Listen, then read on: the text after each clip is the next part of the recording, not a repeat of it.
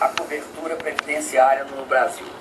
Nós passamos praticamente de 37 milhões de pessoas para uma cobertura de quase 67 milhões de pessoas. Foram 30 milhões que passaram a ter a cobertura do INSS. Isso significou que houve um aumento do emprego, um aumento da formalização do trabalho, um aumento do micro e pequeno empreendedor, que saltou de 710 mil micro e pequenos empreendedores que pagam o INSS para quase 4 milhões e 300 mil microempreendedores. Então, houve um fortalecimento grande para a Previdência. Eu acredito que hoje 67% dos aposentados, eles estão na faixa de até um salário mínimo. E nessa faixa, eles tiveram um aumento real nas suas aposentadorias de 71% de 2003 até 2014. Quando se trata de aposentados, a gente tem sempre de olhar não só os que já se aposentaram, mas os que estão prestes a se aposentar e os que se aposentarão nos próximos anos. Assim sendo, nós temos de manter... Errado, candidata. Infelizmente, temos 1h30 para as respostas. É um momento da réplica. 30 segundos. Eu continuo na tréplica. Sim. Sim, a maioria dos aposentados ganha apenas um salário mínimo porque o Fernando Henrique desvinculou o reajuste das aposentadorias com o reajuste do salário mínimo. Na época, o PT era oposição e foi contra essa maldade feita pelo Fernando Henrique. Depois, governando há 12 anos, o PT mantém essa mesma lógica e mantém também o fator previdenciário, que dificulta as aposentadorias e reduz os benefícios, alegando um suposto déficit da Previdência, quando na realidade a seguridade é superavitária. A Associação Nacional dos Auditores da Receita Federal todo dia demonstra o superávit da Previdência. Eu peço que vocês respeitem os tempos. Réplica 30 segundos, agora tréplica 30 segundos para a candidata Dilma Rousseff. Eu reitero que 67% dos aposentados tiveram um aumento de 71% acima da inflação nos últimos anos. Queria também dizer que é muito importante preservar a solidez da Previdência Social. Nós sempre estivemos abertos ao diálogo, ao debate sobre quaisquer questões da Previdência, mas também temos a responsabilidade de assegurar esse que é um dos maiores patrimônios do povo brasileiro, que é o direito à Previdência. Por isso, nós acabamos com as filas. Tempo esgotado, o candidato é a senhora que dirige a pergunta agora, 30 segundos. A quem a senhora se dirige? Olha, eu queria fazer uma pergunta, queria dirigir uma pergunta à Marina. A candidata Marina. A senhora mudou de partido 4 vezes nesses 3 anos. Mudou de posição de um dia para outro em problemas de extrema importância, como a CLT, a homofobia e o pré-sal. Num debate da Bandeirantes, a senhora disse que tinha votado a favor da criação da CPMF, porque achava que era o melhor que se podia ter para a saúde. Qual foi mesmo o seu voto, candidata, como senadora, na questão da CPMF? Mudei de partido para não mudar de ideais e de princípios. A CPMF é um processo que começou em 93, com várias etapas. Nessas várias etapas, no momento em que foi a votação do Fundo de Combate à Pobreza, que aliás foi uma iniciativa do senador Antônio Carlos Magalhães, a composição do fundo seria recursos da CPMF e dos impostos sobre cigarro. Naquela oportunidade, tanto na comissão quanto no plenário, votei favorável sim.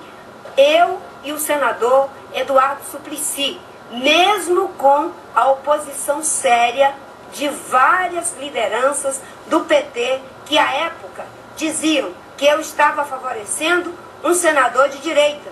Eu tenho total coerência com as posições que defendo e foi por isso, exatamente que eu disse que não faço oposição por oposição, que eu sei o que é melhor para o Brasil, não só no caso da CPMF para o Fundo de Combate à Pobreza, quanto em relação à Convenção 69 para defender os direitos dos índios, o Protocolo de Quioto, que o PT na época até me orientou que talvez não fosse o mais oportuno, mas eu consegui convencer de que era o melhor para a proteção do meio ambiente da Amazônia, e também tivemos ali uma questão importante, que foi a questão da reserva legal. Candidata Dilma Rousseff, 30 segundos para a réplica.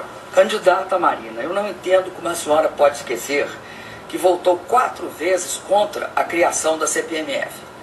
Nessas 4 vezes, a senhora votou não. Isso consta dos anais do Senado. Atitudes como essas, candidata, produzem insegurança.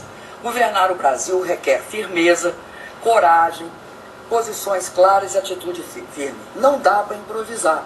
Então, candidata, me estarrece que a senhora não lembre como votou 4 vezes contra a criação da CPMF. Eu me lembro exatamente quando votei a favor. Não tenho a lógica da oposição pela oposição, nem da situação raivosa, que não é capaz de dialogar em nome dos interesses do Brasil, e nem da situação cega, que só vê qualidades mesmo quando os defeitos são evidentes. Eu tive uma prática coerente a vida toda. Defendi sim a CPMS para o Fundo de Combate à Pobreza, e é mais uma das conversas que o PT tem colocado para deturpar o processo eleitoral. Tempo encerrado, mas a senhora segue agora com a palavra, porque é a sua vez de escolher para quem a senhora vai dirigir a sua pergunta. Só não pode perguntar para Dilma Rousseff e Luciana Genro, qualquer outro.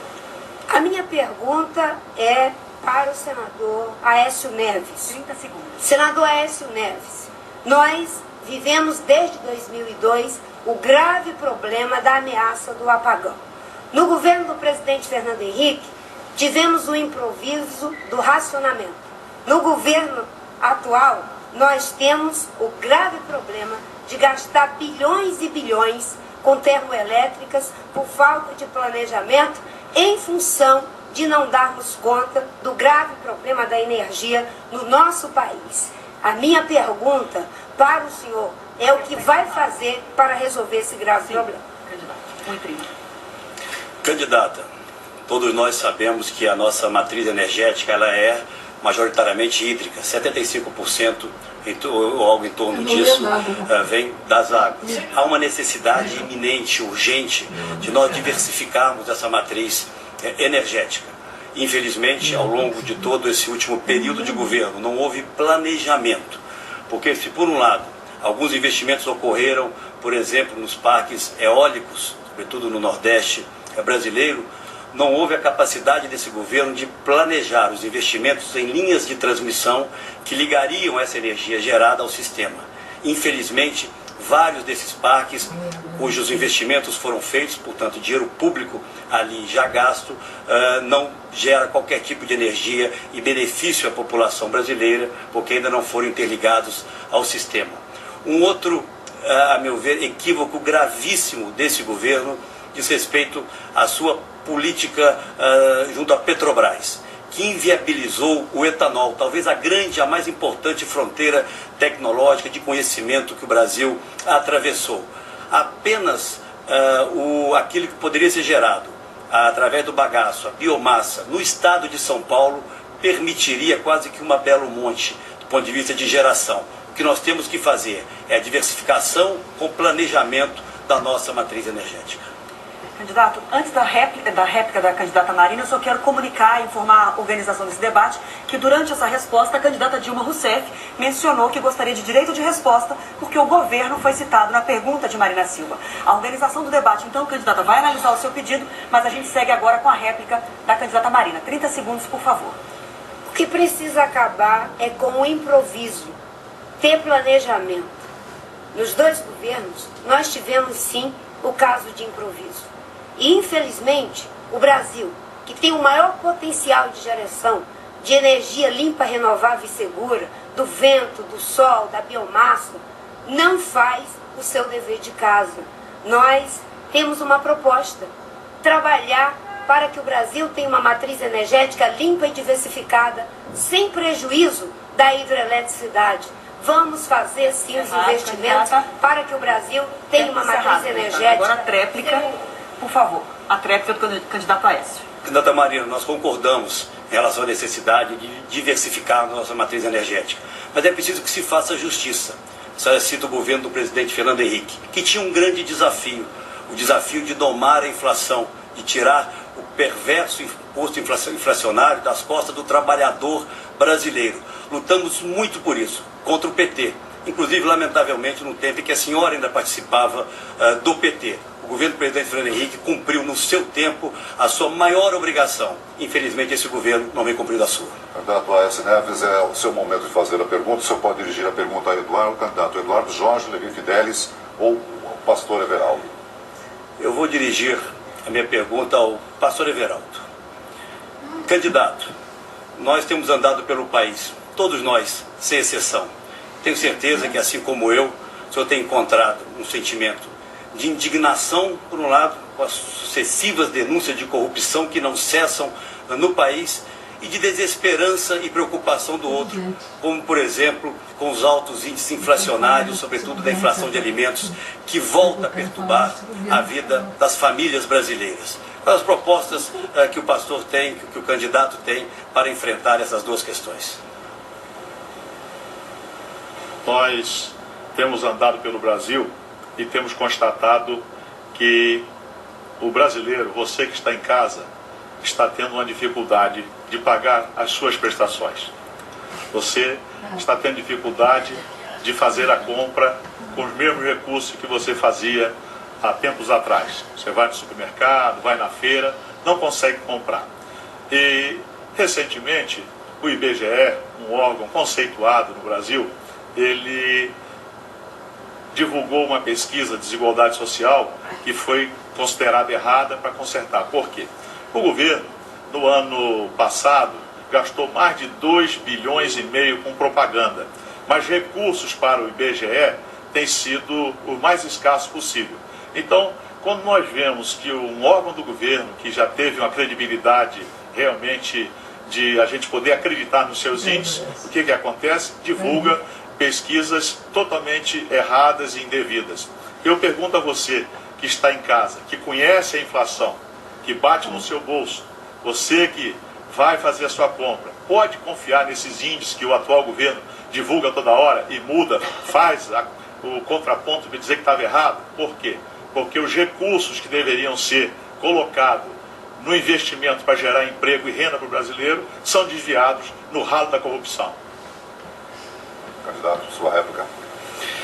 Concordo com o que diz o candidato pastor Everaldo. Infelizmente, as nossas empresas públicas e as nossas instituições foram tomadas por um grupo político que as utilizam para se manter no poder. Essa é a grande realidade.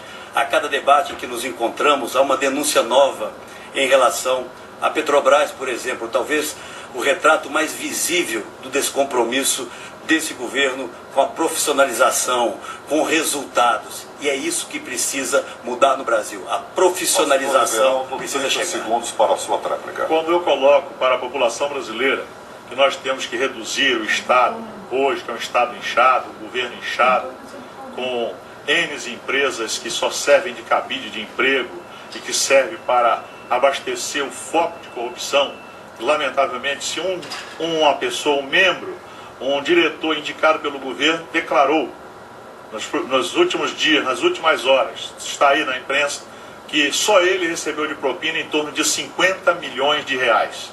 Então, não dá para se acreditar mais nesse governo. Obrigada, candidato. A gente já continua com a sua pergunta, mas antes eu preciso mais uma vez comunicar a organização do debate que a candidata Dilma Rousseff pediu um segundo direito de resposta, agora em função da menção do candidato pastor Everaldo ao governo. Peço então a resposta em relação a esses dois pedidos de resposta, mas nós seguimos o debate. É a vez do pastor Everaldo agora escolher um candidato para quem o senhor pode fazer a pergunta. Eduardo Jorge ou Levi Fidelis, que são as duas opções. Levi, vou fazer uma pergunta a você. Nos últimos 12 anos, as Forças Armadas brasileiras foram sucateadas. Em torno de 90% dos equipamentos já são ultrapassados, em torno de 87% não dá nem para ser utilizado. Pergunto a você, qual é a sua proposta para as Forças Armadas brasileiras? Muito obrigado, Everaldo. Boa noite, senhores. É um tema muito interessante este, na medida que sabemos que isso não vem de agora apenas, nem lá de trás. Sabemos que as nossas Forças Armadas não apenas estão sucateadas em equipamentos, como também falta até coturnos. O salário está defasado em 28%. O atual governo não consegue repor esses índices que a família militar tanto precisa e quer. E se formos observar a dificuldade que as Forças Armadas possuem hoje em defender nossas fronteiras, é muito preocupante, porque temos aí o narcotráfico, temos aí os países bolivarianos nas fronteiras, que a qualquer momento podem sim atacarem as nossas fronteiras, invadirem, como já estão fazendo com o narcotráfico, poderão também fazer guerrilhas. Isso é muito preocupante, Everaldo. Então a minha proposta é exatamente essa. Temos que aumentar o índice de apenas 3% que temos hoje de investimento nas Forças Armadas para pelo menos 5%. Nós temos hoje 350 mil homens em armas. Poderíamos muito bem também ampliar a nossa capacidade deste efetivo. É fundamental que a nossa nação seja realmente bem guardada. E a partir das nossas fronteiras, o reequipamento das Forças Armadas e os seus salários repostos imediatamente. Nosso compromisso com as Forças Armadas é reequipá-la com equipamentos de última geração, restabelecer a dignidade do militar com um salário digno, porque hoje muitos estão indo para casa porque não têm o que almoçar. Nós vamos ter esse compromisso de dar um salário digno, dar condições de desenvolver o seu trabalho, proteger os nossos quase 17 mil quilômetros de fronteiras secas, e eu, como presidente da República, colocarei um oficial da alta patente como ministro da Defesa. 30 segundos para a tréplica. Everaldo, aqui não é jogo de comadre não, mas eu concordo plenamente com você. Nós somos de centro-direita. Queremos a nossa pátria, pátria livre. Para tal, gente, é muito importante isso. Forças Armadas são instituições perenes.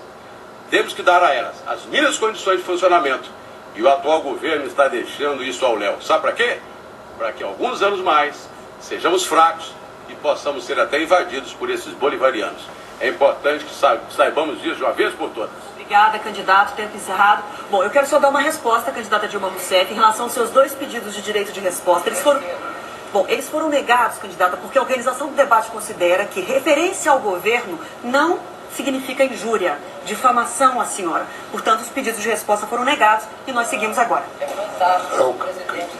Candidato Levi Fidelix, é o momento do senhor encaminhar a sua pergunta ao candidato Eduardo Jorge. 30 segundos. Eduardo Jorge, meu tema é saúde.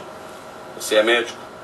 Sabe que nós estamos sucateados de ponta a ponta. A população sofre nas filas dos hospitais.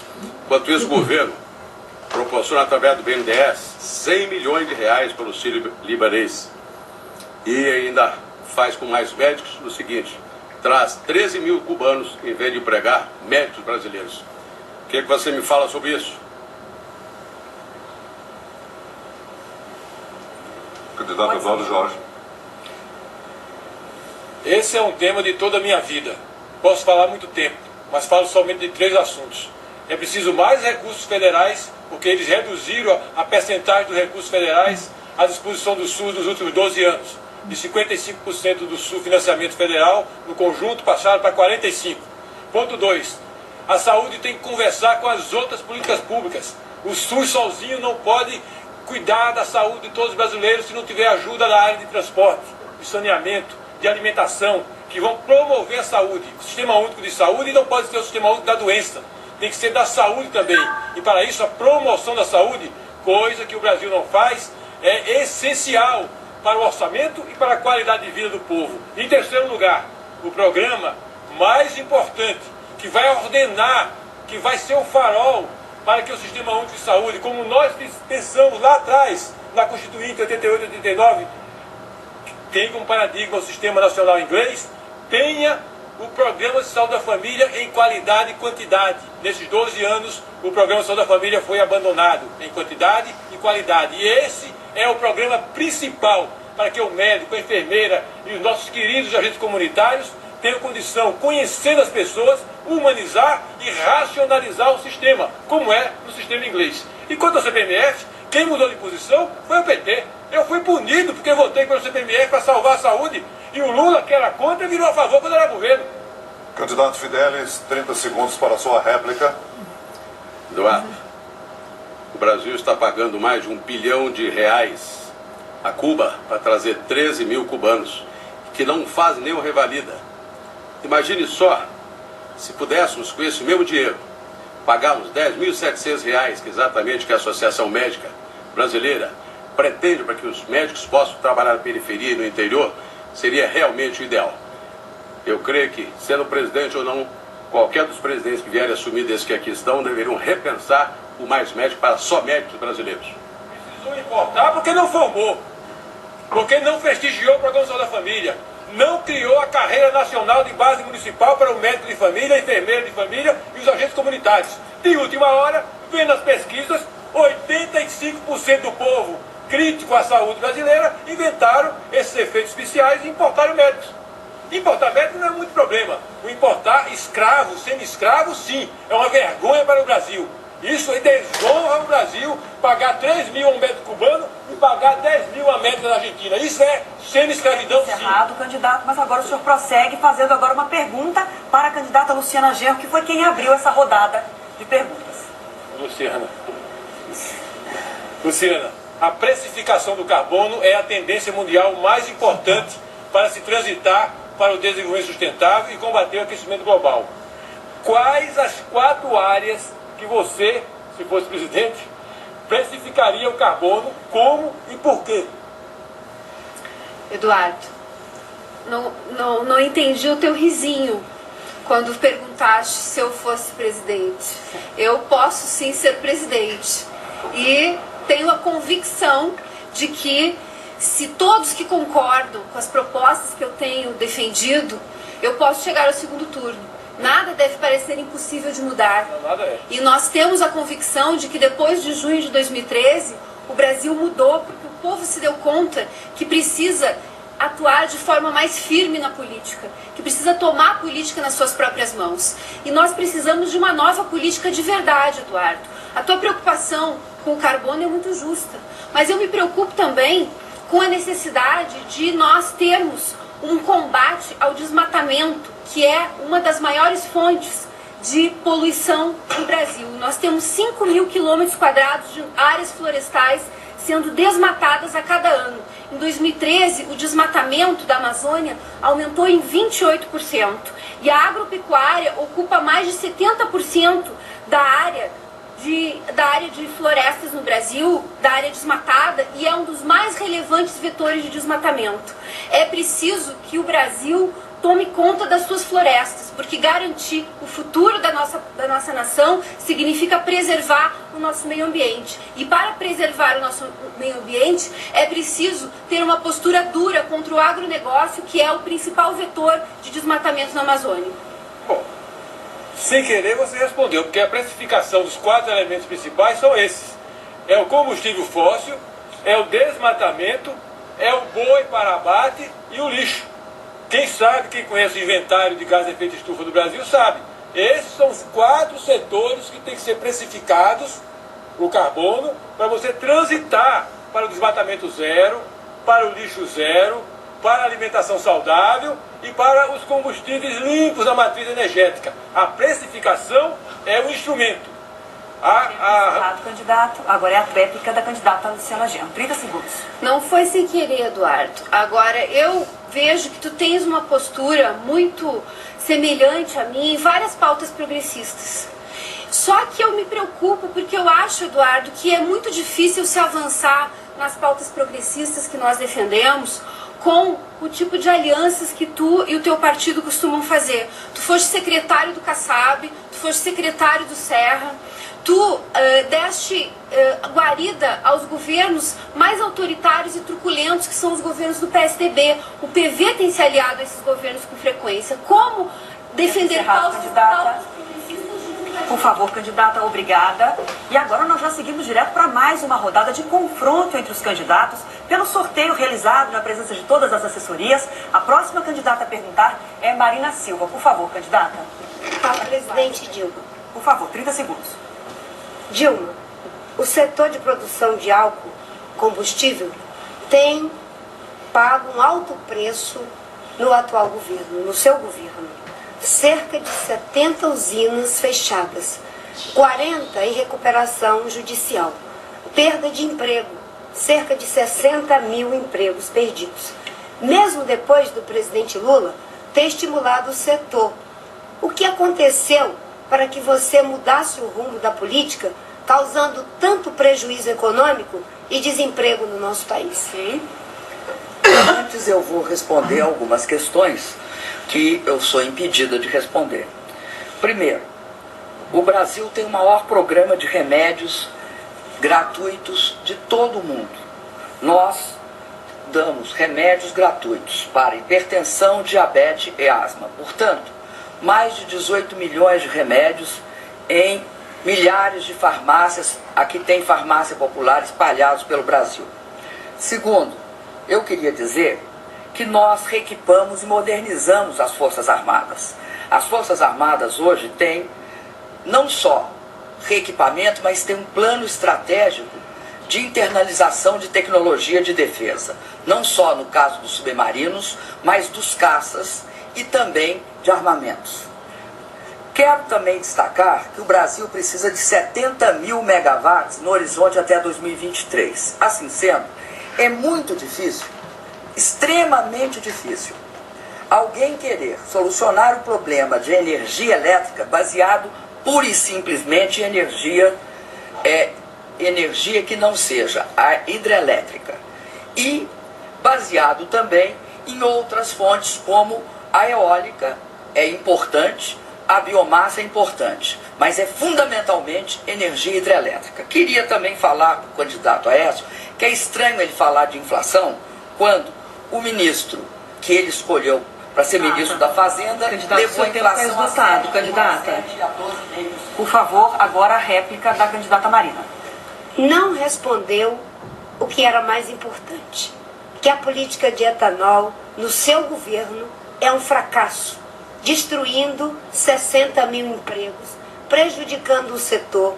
Eu vou repetir, Dilma, 70 usinas foram fechadas, 40 estão em recuperação judicial e você não respondeu à questão importante. Por que mudou as prioridades que o presidente Lula tanto falou durante o seu governo? Obrigada. 30 segundos para a réplica. Ao contrário, responderei. A política de etanol do meu governo foi baseada naquilo que você é contra.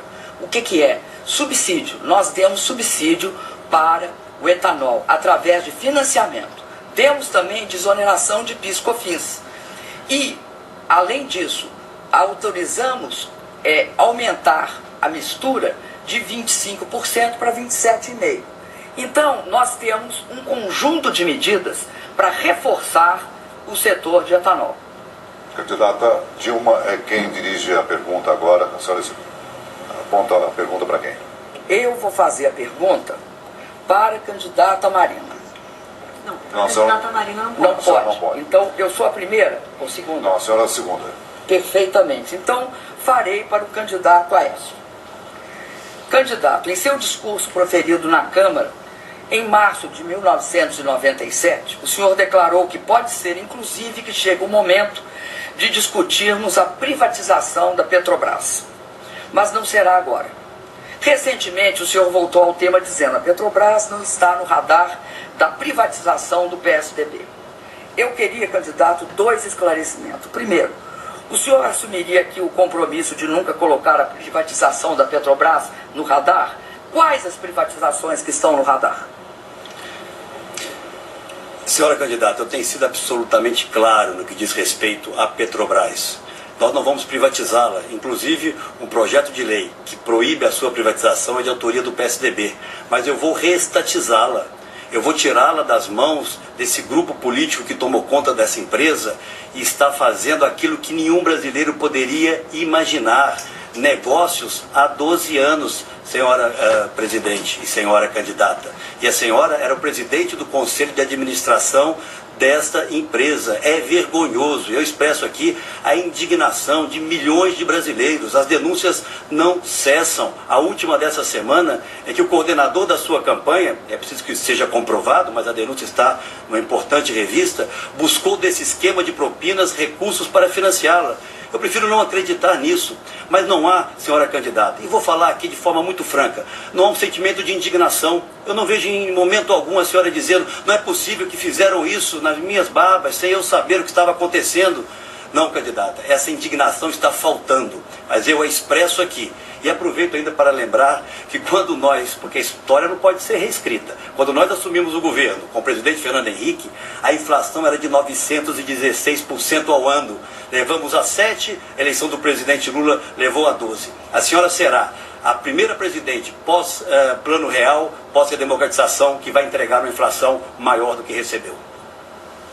Candidato, eu combato a corrupção para fortalecer a Petrobras. Tem gente que combate para usar as denúncias de corrupção para enfraquecer a Petrobras. Eu registro que os senhores foram sempre favoráveis a uma relação com a Petrobras de privatização. É eleitoreiro falar que o senhor vai reestatizar. Aliás, o senhor vendeu uma parte das ações a preço de banana. E tentaram tirar o Brás do nome Petrobras, Brás de Brasil. Por quê? Para vender mais fácil no exterior. Eu não vendi nada, candidata, mas eu vou aqui voltar ao tema que é central e quero falar ao telespectador, à telespectadora. Apenas a denúncia, eu vou ficar apenas nela, do diretor, nomeado pelo seu governo, pelo governo do PT e mantido no seu governo, apenas aquilo que ele assume que foi desviado da Petrobras. Permitiriam que 450 mil crianças, seu filho, por exemplo, estivessem numa creche, possibilitaria que 50 mil casas do Minha Casa Minha Vida tivessem sido construídas. É aí que está o dolo, é isso que a corrupção impacta na vida das pessoas. Ok, agora o senhor segue, o candidato Aécio Neves segue com a palavra, escolhendo para quem vai a sua pergunta. Só não pode ser para a candidata Dilma Rousseff nem para Marina Silva. Eu vou fazer a pergunta ao candidato Eduardo Jorge. Senhor candidato, nós assistimos diariamente o governo falar em pleno emprego. Eu percebo que o Brasil caminha para se transformar no país do pleno emprego de 2 salários mínimos. Nós sabemos que os empregos que pagam melhor remuneração, sobretudo os da indústria, estão indo embora. E sabemos também que um quadro recessivo como aquele em que nós estamos hoje gerará no futuro mais desemprego. Qual a opinião do candidato em relação ao que fazer, de que forma fazemos o Brasil voltar a crescer e gerar empregos de melhor qualidade? Primeiro uma lembrança para a Luciana, eu já expliquei para ela, mas ela não entende porque faltou a aula de história do século XX. O PV não é um partido nem pró-capitalista nem pró-socialista, é um partido ecologista. Se nós temos chance de ajudar, seja um governo conservador ou um governo de esquerda, nós vamos ajudar a eles avançarem em direção ao desenvolvimento sustentável. Essa é a nossa missão. É diferente de um partido de extrema esquerda, marxista-leninista, tem suas leis, suas dogmas, seus vaticanos, é diferente. Quanto à sua resposta, Aécio, a nossa proposta é que hoje a taxa de juros Selic, do jeito que está, 11%, ele na verdade inibe o crescimento em indústria. Tem muito industrial que aplica para virar rentista, para não se arriscar, e por isso ele viaja, passa 2 meses lá em Miami viajando, garantindo o seu lucro pelo rentismo. Então a principal proposta do Partido Verde é trazer a taxa Selic progressivamente para um nível civilizado, talvez o nível da inflação, como outros países praticam. Com isso, liberar dinheiro para o nosso orçamento para avançar na saúde, na educação, na agricultura, e por outro lado, ativar o crescimento industrial de serviços da agricultura. Isso vai dar mais trabalho, mais renda para o trabalhador, que por sua vez vai alimentar o crescimento. Essa é a nossa ideia, um crescimento e não uma estagnação proveniente dessa ditadura dos rentistas no Brasil. Sim, o senhor pode seguir com a réplica, 30 segundos. Só estou aguardando que o cronômetro zere. Candidato, na verdade nós só vamos voltar a crescer no momento que o Brasil voltar a ser respeitado, no momento que nós resgatarmos a credibilidade nas regras que aqui são praticadas. Essa é uma outra herança macabra, perversa do atual governo, a desconfiança generalizada em relação ao Brasil. Na minha proposta de governo, nós vamos elevar a taxa de investimento da nossa economia, hoje 18% do PIB, para algo em torno de 23% a 24% do PIB. Porque nós temos time de alta qualidade para permitir que os investimentos privados voltem a nos ajudar a gerar emprego no Brasil. A tréplica? Eu gostaria de crer nisso, mas na verdade, PSDB, PT e PSB são muito próximos das suas propostas econômicas. Aliás, da mesma família. São da mesma família socialista com temperos capitalistas e liberais. Não vejo muita diferença nas propostas do PSB, do PSDB e do PT, sinceramente. Tem que olhar com a lupa para ver a diferença. O senhor concluiu? Sim. Então, Muito bem. seguimos. O candidato Eduardo Jorge agora formula a sua pergunta, que pode ser feita ao candidato Levi Fidelis, Luciana Genro ou ao pastor Everaldo. 30 segundos. Esquerda ou direita? Para quem vai essa pergunta? Eu vou para a direita aqui, para dar com a direita. Qual é? Um dos dramas hoje do Brasil, que pouca gente sabe, mas estudos científicos já provaram, e a Faculdade de Medicina de São Paulo tem se destacado nesse setor, é que morre uma pessoa por dia a cada 1 milhão de habitantes das cidades brasileiras por causa da poluição do ar. Não sei se você sabia disso. Um estudo recente estudou o estado de São Paulo, são 44 pessoas por dia. No Brasil, cerca de 200 por dia por causa da poluição do ar, diesel e gasolina. Qual é a sua atitude para enfrentar essa calamidade na saúde pública brasileira? Claro. Lamentavelmente, não morre só pela poluição do ar. No ano passado, foram mais de 50 mil brasileiros que morreram, não só pela poluição do ar, por falta de saúde, por violência na rua. Então, nossa proposta, inclusive, o governo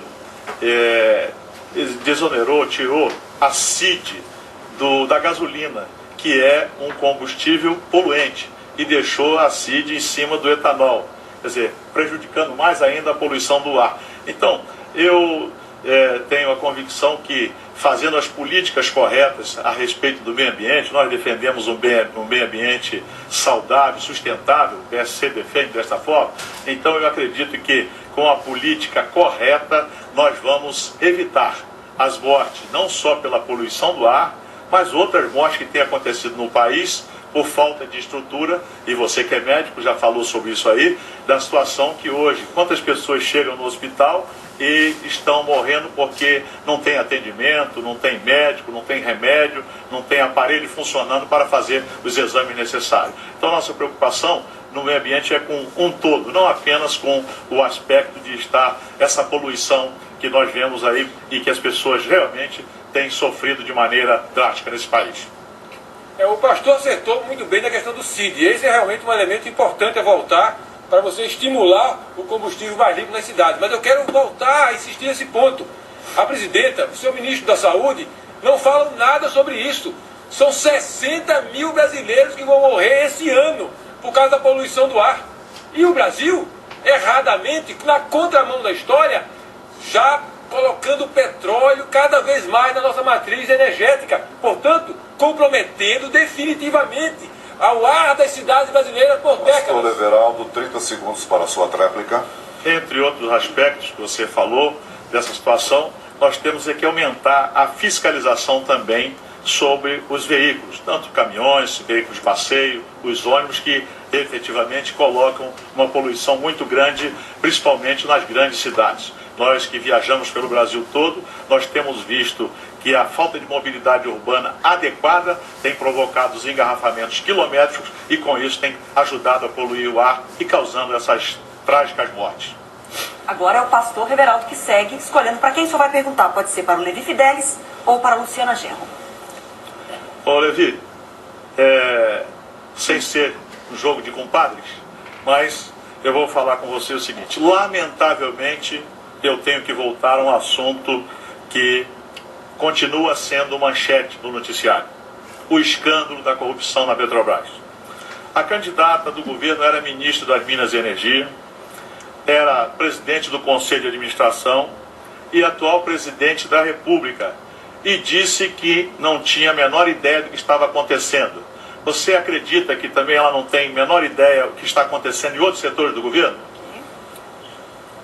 Meu amigo Beraldo, não só não tem a menor ideia nisso, como em outras coisas. Por exemplo, no debate acontecido na TV Aparecida, eu coloquei, porque havia lido naturalmente, que o orçamento nacional hoje é da ordem de 2 trilhões, 488 bilhões e 800 milhões de reais.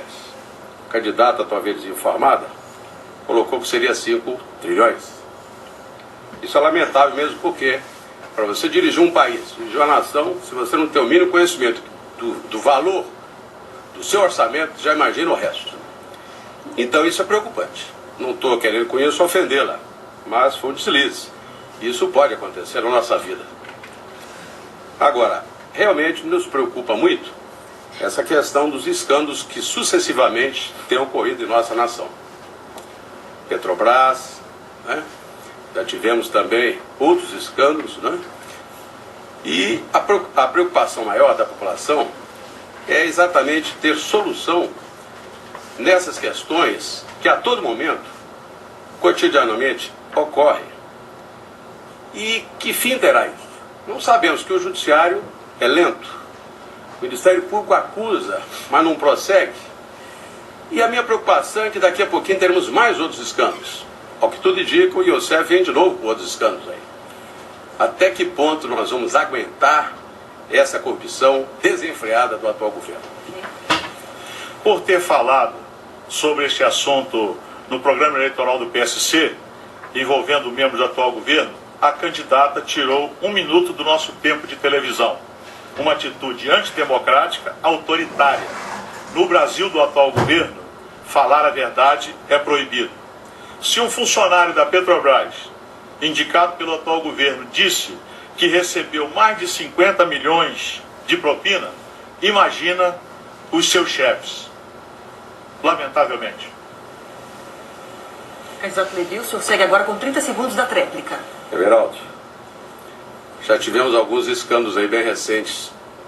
Mensalão e outros que ainda estão por surgir. Eu creio que até o final dessa eleição, ao que tudo indica, vem um tal do IOCEF com as suas denúncias após o Paulo, né? Eu acho que essa eleição não vai terminar bem desse jeito. Não sei, os 3 que estão pontuando poderão ter alguma surpresa com os 3 menores que aí estão, né?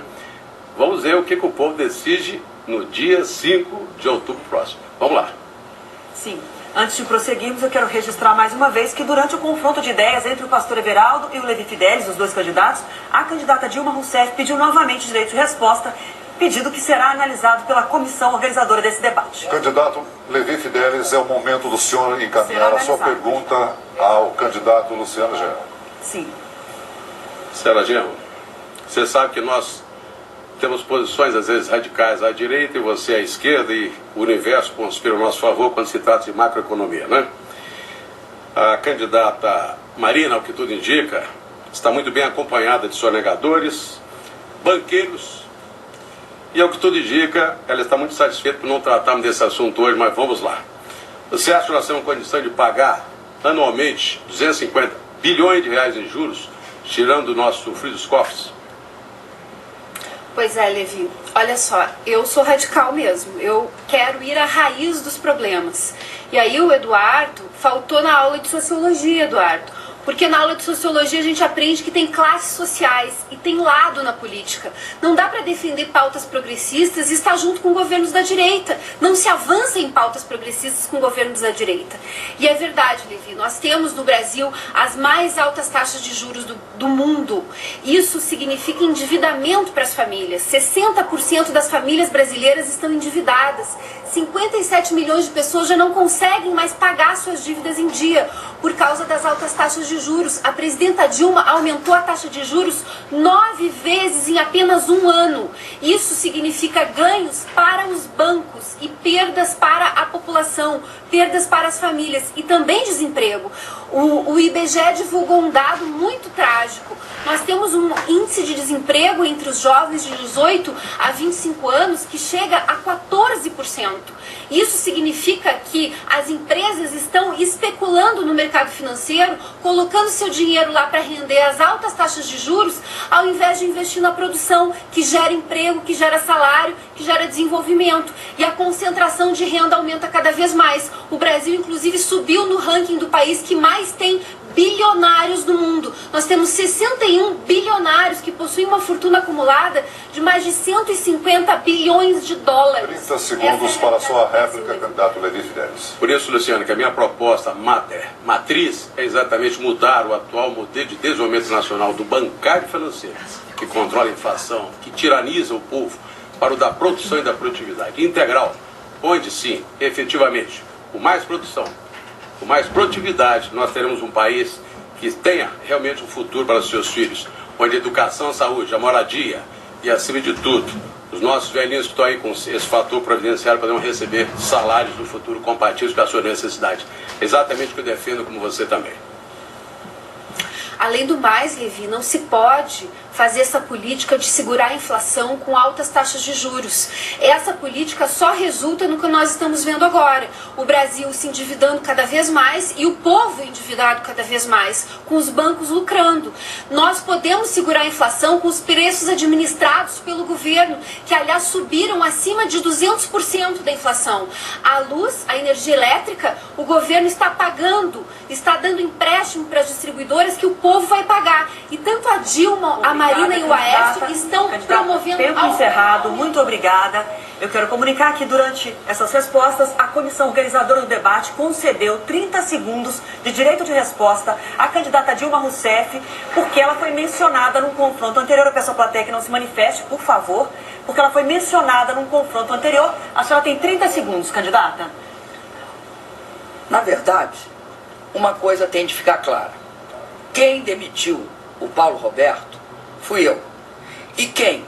A Polícia Federal do meu governo investigou todos esses malfeitos, esses crimes e esses ilícitos. Eu quero dizer que eu sou a única candidata que apresentei propostas concretas de combate à corrupção, principalmente a impunidade, como, por exemplo, tornar o crime de Casca 2 um crime eleitoral. Eu quero também, só tenho 30 segundos. 30 segundos, ótimo, eu vou usar meu tempo. Obrigada. Então agora nós seguimos com os confrontos. Agora é a vez então da candidata Luciana Genro, que vai ser a última a perguntar. A senhora só pode perguntar para a candidata Marina Silva. Perguntarei para Marina. 30 segundos.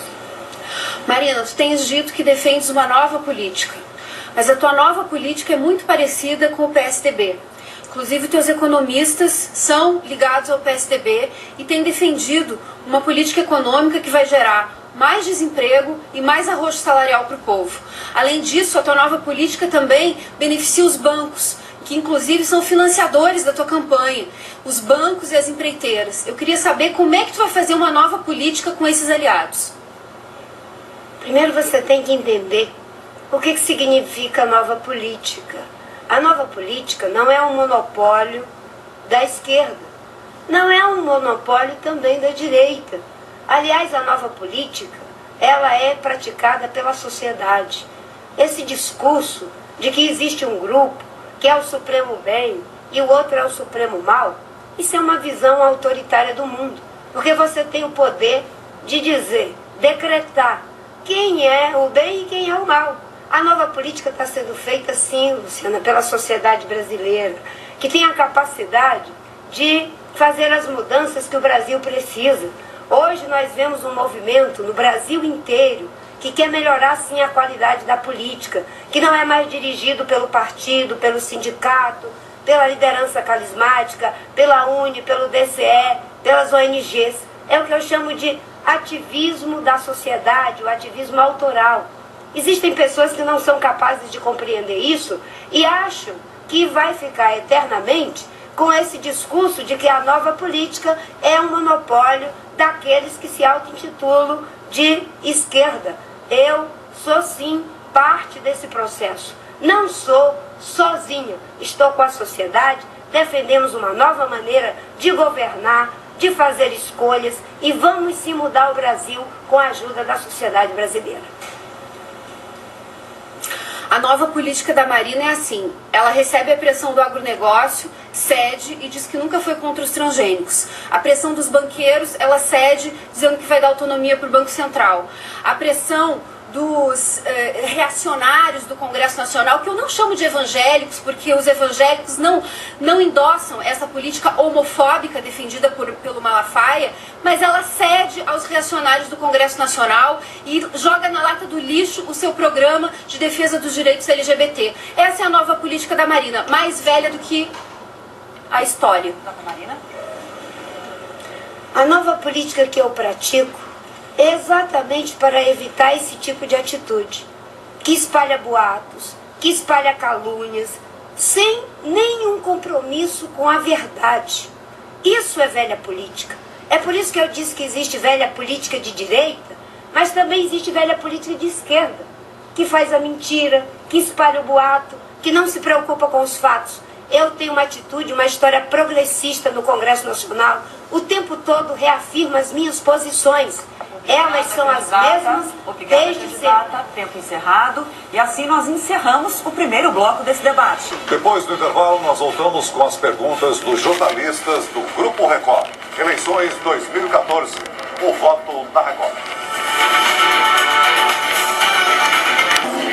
Debate Record 2014. Oferecimento. Bradesco Celular. Seu banco sempre à mão. A Nextel tem os melhores smartphones. Traga seu número. Daniel.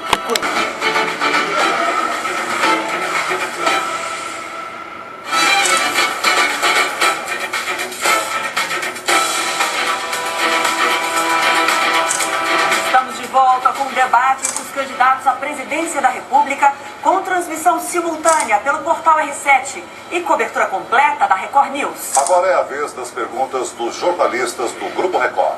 Cada candidato responderá e comentará uma única vez. Os tempos são 1 minuto e meio para respostas e 30 segundos para os comentários. A primeira a perguntar é a repórter especial do Jornal da Record, Cristina Lemos. Boa noite, Cristina. Para quem vai a sua pergunta e quem comenta?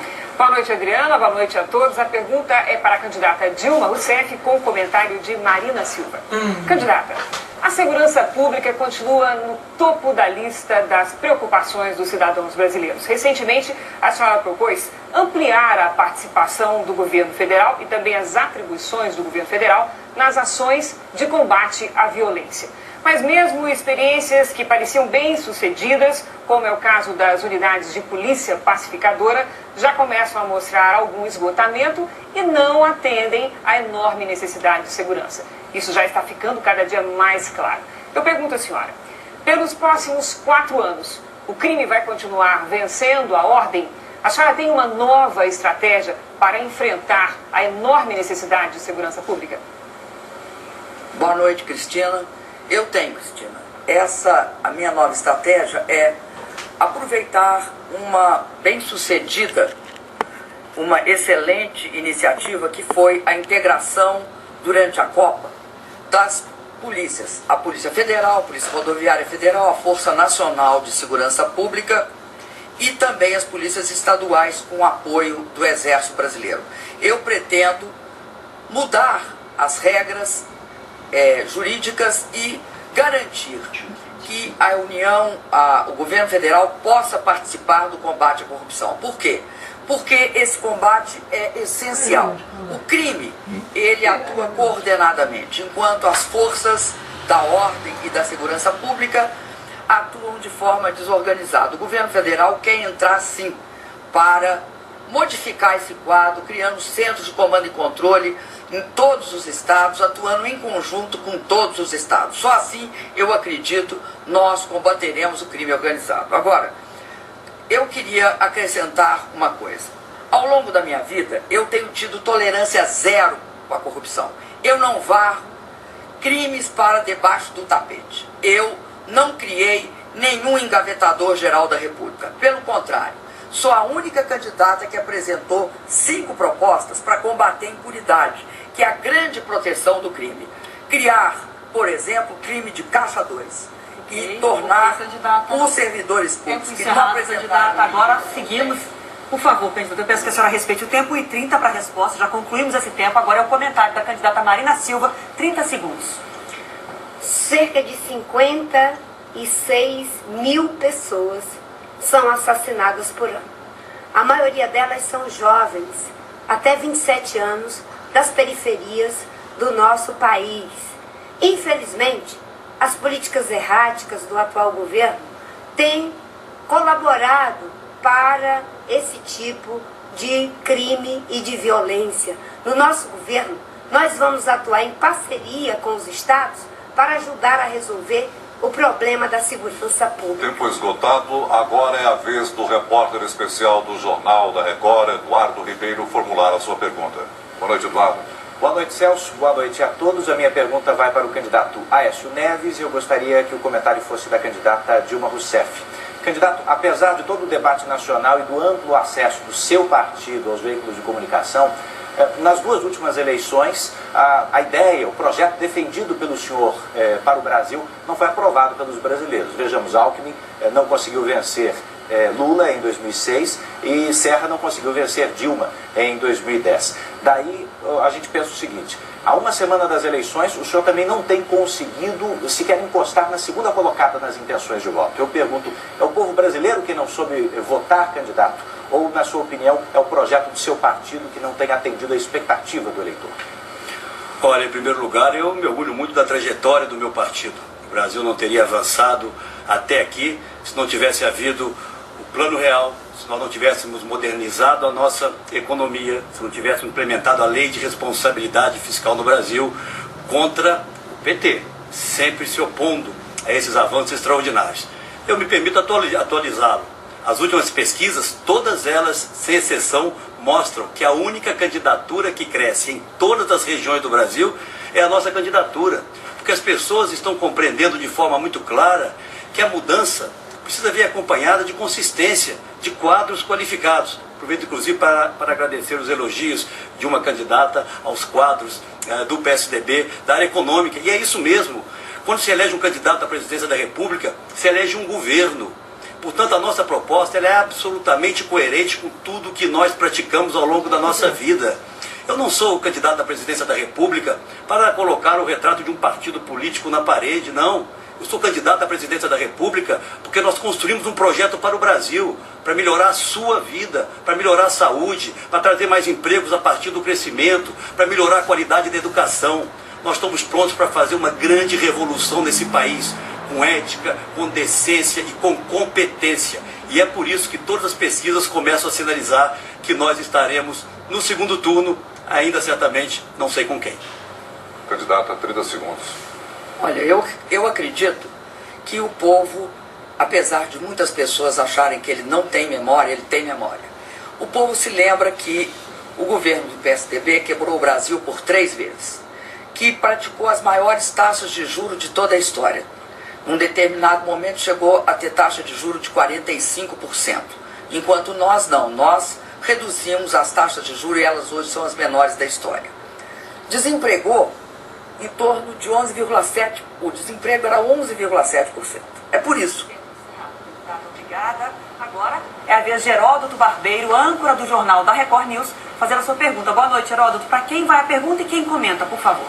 Boa noite. A pergunta vai para a candidata Marina Silva e o comentário do candidato Aécio Neves. Candidata Marina, a senhora assegura que uma pessoa passou fome na sua infância, na sua juventude, e por esse motivo diz que jamais acabaria com os programas sociais do governo, como, por exemplo, o Bolsa Família ou Fome Zero.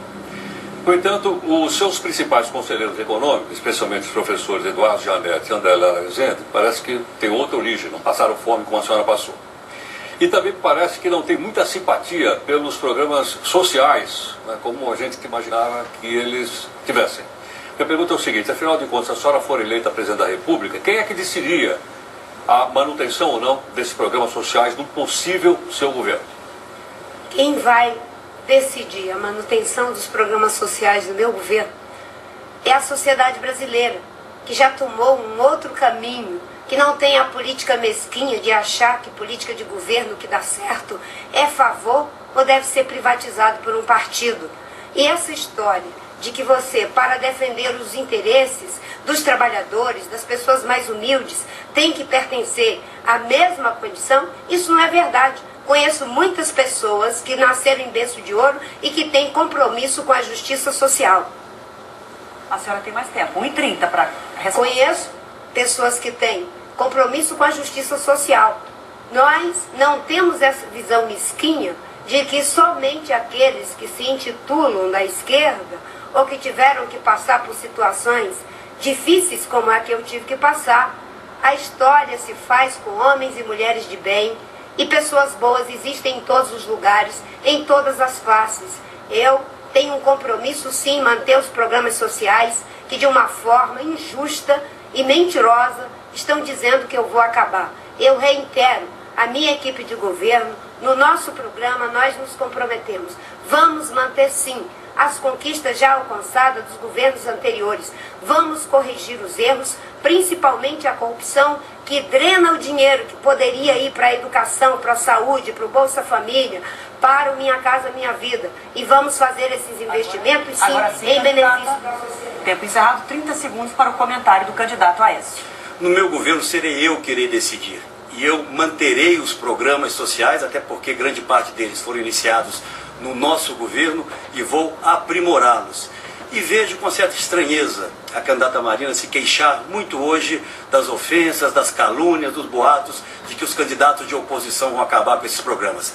Esses boatos realmente existem, candidata, mas sempre existiram. Existiram contra nós, quando a senhora estava no PT. E não me lembro, infelizmente, de nenhuma palavra da senhora contra esse tipo de política que o PT continua praticando. Agora, Nirlando Peirão, colunista do portal R7, é quem faz a pergunta para qual candidato e qual o comentarista. Boa noite, Celso. Eu quero fazer uma pergunta para o pastor Everaldo. Quem comenta? Eu peço o comentário do Levi Fidelix. Em troca do seu apoio, o senhor cobraria algum cargo no eventual governo Marina Silva, por quem, aliás, o senhor já demonstrou simpatia e alegou afinidade? Até eu desconheço essa afirmativa de ter manifestado simpatia por qualquer pessoa. Eu estou como candidato até a semana que vem, dia 5, eu creio que estou trabalhando e, segundo o que eu aprendi ao longo da história, eleição e mineração só depois da apuração. Então eu tenho que esperar até o dia 5, estou trabalhando, e você que está em casa, cidadão, cidadã, que não está conseguindo pagar as suas contas, porque a inflação de verdade, a inflação que bate no seu bolso, está corroendo o seu dinheiro, o seu salário, é isso que nós estamos propondo, um enxugamento da máquina pública, diminuir esse peso do Estado, para que os recursos que hoje estão saindo no ralo da corrupção, que os recursos que estão sendo jogados fora nesse antro de corrupção que lamentavelmente campeia hoje a máquina do governo brasileiro, que ele possa ser aplicado diretamente na educação, na saúde e na segurança pública do povo brasileiro. Então, eu estou trabalhando e acreditando que no dia 5 de outubro, domingo que vem, a população vai dar uma resposta diferente desse quadro que aparentemente está acontecendo hoje. Então, dia 5 de outubro, aí sim, nós vamos ver eleição e mineração, só depois da apuração. Everaldo, eu não tenho honestamente nenhuma utopia de ganhar, mesmo porque os que pontei hoje são os que possuem os melhores recursos, as grandes empreiteiras, os grandes bancos. Estamos investindo muito pouco porque essa famigerada lei partidária não nos permite a isonomia e a igualdade. Se eu sair dessa eleição, honestamente, apenas com o fato de que essas questões da macroeconomia sejam discutidas a um bom nível, que o Brasil vai ganhar no mínimo 10, 20 bilhões de reais apenas discutindo esses temas que serão importantes. Obrigada. Agora eu chamo novamente a jornalista Cristina Lemos para mais uma pergunta. Por favor, Cristina. A pergunta vai para a candidata Luciana Genro com o comentário de pastor Everaldo. Candidata, a senhora é favorável à legalização do aborto? Se eleita, vai trabalhar para aprovar a mudança na legislação, ampliando os casos em que a prática pode ser adotada? E quais seriam as regras? Sim, sou favorável porque o aborto é uma realidade. Infelizmente, 800 mil abortos ocorrem todos os anos no Brasil. E a cada 2 dias morre uma mulher por aborto clandestino. Eu acho que ninguém é a favor do aborto. Ninguém quer o aborto como um método contraceptivo. O aborto é um drama para qualquer mulher. Eu fui mãe com 17 anos, tive o apoio do meu companheiro, tive o apoio da minha família, mas muitas mulheres não têm esse apoio. E o Estado brasileiro não oferece este apoio para a mulher que está diante de uma gravidez indesejada, muitas vezes desesperada. O Uruguai legalizou o aborto e ofereceu uma rede de apoio para as mulheres que estão diante de uma gravidez indesejada. E dessa forma, caiu o número de abortos de 35 mil por ano para menos de 4 mil por ano. Essa é a realidade que nós precisamos avaliar. As convicções religiosas de cada um devem ser respeitadas, muito embora se saiba que, independente da religião, as mulheres, num momento de desespero, sim, praticam o aborto. Nós precisamos defender a vida destas mulheres e legalizar o aborto e oferecer pelo SUS este acolhimento com uma estrutura, inclusive para que a mulher possa decidir ter este filho, mesmo sem ter o apoio da sua família ou do seu companheiro, é muito importante. O apoio psicológico e material para a mulher ter o seu filho. Minha posição é clara, defendo a vida do ser humano desde a sua concepção. Sou contra o aborto. Toda política que puder ser desenvolvida, não abortiva, de planejamento familiar, de prevenção da gravidez, eu darei o apoio. Mas fique claro para a população brasileira que eu sou a favor da vida desde a sua concepção e sou contra o aborto. Vamos a mais uma pergunta do repórter especial Eduardo Ribeiro. Eu dirijo agora a minha pergunta ao candidato Eduardo Jorge e gostaria de ouvir o comentário da candidata Luciana Genro. Candidato, quando a ex-senadora Marina Silva deixou seu partido, o PV, ela saiu afirmando que sobravam a ele práticas da velha política e faltavam no partido noções elementares de ética. Eu pergunto, o senhor se sente confortável se mantendo num partido que sofre acusações como essas?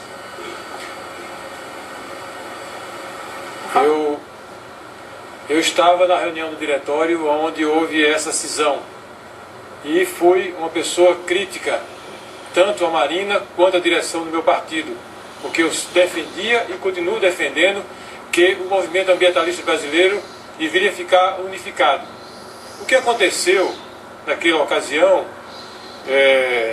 Eduardo, na verdade foi uma disputa de poder.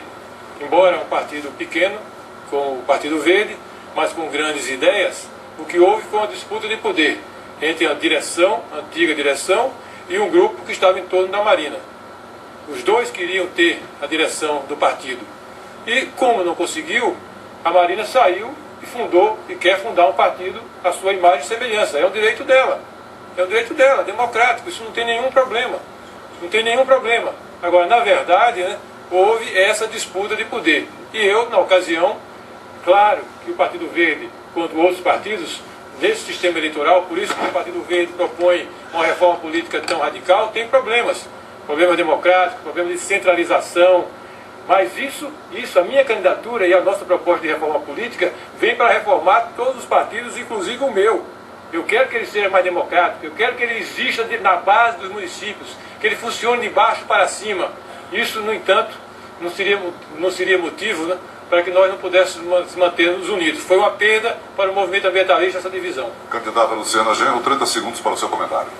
Eu quero falar do meu partido, do qual eu tenho muito orgulho. O PSOL nasceu da luta por uma esquerda coerente no Brasil. Nasceu da recusa de milhares de lutadores sociais, de ativistas, sindicalistas, jovens, estudantes, de continuar segurando as bandeiras que o PT abandonou. A bandeira da luta por emprego, por salário, por reforma agrária, por moradia, por dignidade e por uma política diferente de verdade, que não esteja atrelada aos bancos, às empreiteiras e às multinacionais.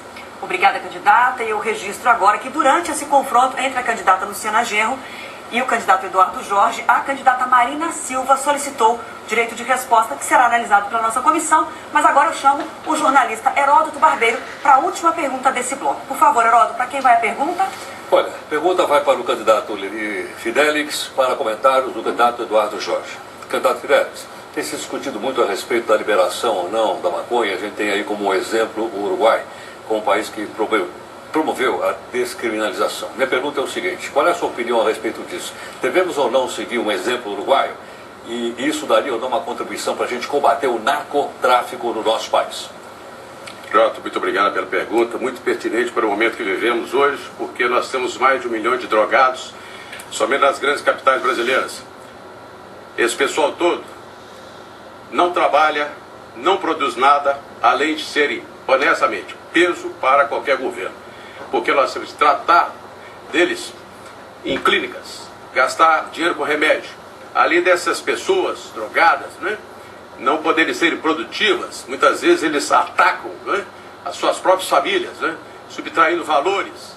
São pessoas que realmente precisam ser tratadas, ter o nosso carinho, onde temos que ter mais clínicas, mais CAPs. Aliás, o governo federal apenas repassou dos 444 milhões de reais, tão somente 36 para as CAPs, né, que são ONGs e entidades focadas exatamente nesse sentido de ajudar os drogados. Agora, temos que combater assim, nas fronteiras a entrada dessa droga, né, dos países fronteiriços. Temos que reequipar nossas forças armadas e as suas auxiliares. Isso é fundamental. E para as drogas, Heródoto, eu tenho um projeto que é não somente aumentar os valores para essas CAPs, que são entidades que fundamentalmente trabalham o dia a dia, o cotidiano com esses drogados, como também reforçar aqui, mais verbas deverão ser entregues aos municípios, porque dentro dos municípios é que nós sabemos que exatamente ocorrem esses problemas. Caberão os prefeitos também incentivarem e darem mais valores, que o governo federal deverá ampliar esses investimentos com essas CAPs através dos municípios. Candidato, 30 segundos para o comentário do Eduardo Jorge, candidato. Sim, sou pela legalização e regulação. É uma política inteligente para quebrar a economia do crime. É isso que estão fazendo vários países que pensam uma política mais inteligente para reduzir o dano das drogas. Uruguai, Estados Unidos, Holanda, Espanha, Portugal. Eu quero dizer para as pessoas, depois da legalização, não use a droga, mas uma conversa adulta, não use a droga, ela é prejudicial. Se usar, use o mais moderadamente possível. E se ficar doente, independente, eu quero te ajudar no Sistema Único de Saúde. Obrigada, candidato. Bom, já foi tomada uma decisão, não foi concedido o direito de resposta à candidata Marina Silva e assim nós encerramos este segundo bloco do debate. Depois do intervalo, nós voltamos com novas perguntas entre os candidatos. Eleições 2014, o voto na Record.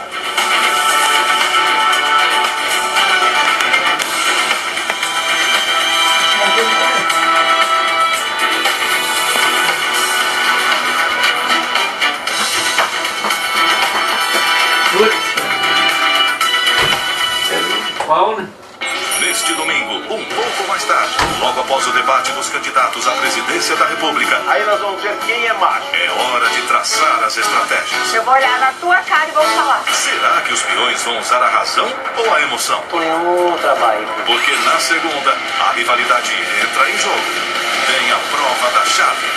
E o clima promete esquentar. Para de provocar! É dia de votação, ao vivo. Quem serão os indicados para a roça? A Fazenda. Prioridades do Partido Verde. Programa Saúde da Família, incluindo carreira nacional de base municipal para médicos, enfermeiras e agentes comunitários. Transporte limpo, com a substituição do petróleo por combustível renovável. Batalhar por uma lei que não considere criminosas as mulheres que escolhem interromper a gravidez. Votar nos candidatos do PV significa ponto seguro das ideias verdes e de cultura de paz. Salve, Jorge! Apresentamos o sistema de aplicação inteligente de Cicatricure Creme. Siga o passo a passo. Aplique, leve suas mãos até a região dos olhos e massageie até o pescoço para completa absorção, ativando o efeito firmador. Depois Debate Record 2014. Oferecimento.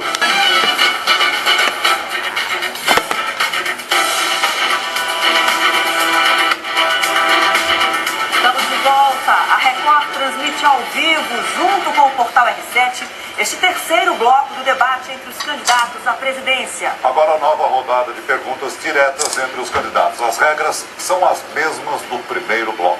E de acordo com o sorteio feito antes do debate, quem começa a perguntar agora é o pastor Everaldo. Por favor, para quem vai a sua pergunta? Perguntar para o candidato Aécio. 30 segundos. Candidato Aécio, a atual presidente da República esteve na ONU essa semana e lá defendeu não combater os terroristas.